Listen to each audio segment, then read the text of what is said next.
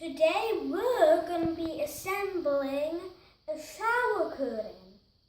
And we're so sorry that we haven't been making videos in a long time because the first reason is because we've been really busy. The second reason is because my dad hasn't been buying stuff for us to assemble a lot.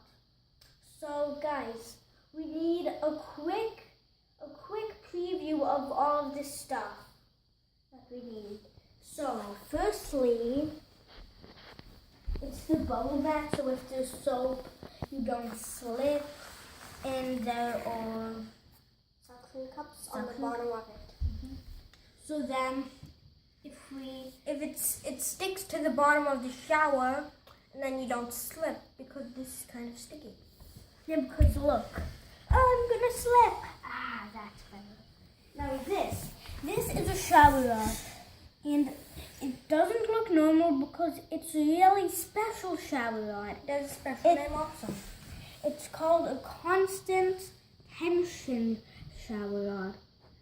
It's very special because it can't fall down when it's attached to the walls. And these are the hangers to put on the shower rod.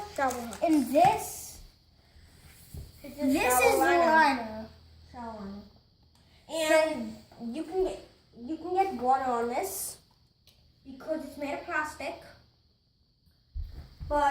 And this is the shower curtain. You can't get water on this because it's made of fabric. And on the shower curtain, it has the periodic table.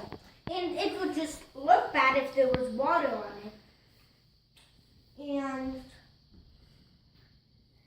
And did you know Krypton from Superman is on the periodic table? And if you haven't watched Superman, this is Superman. He has superpowers. And this is also Superman in the Superman coloring book. One book.